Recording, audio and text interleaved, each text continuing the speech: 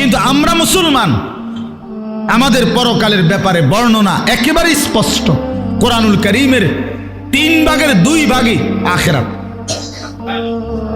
আখিরাত। নবী সাল্লাল্লাহু আলাইহি সাল্লামের সারা জিন্দেগীর চোখের পানি উম্মতের জন্য যে কাঁদছেন 23টা বছর।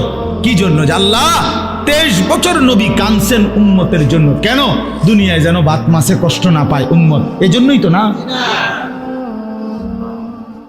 কথা বলে, উম্মত যেন বাতে মাসে কষ্ট না পায়, দুনিয়ায় বউ বাচ্চা লইয়া যেন সুখে চলতে পারে, এই জন্যই তো নবীর 23 বছরের চোখের পানি, নাকি?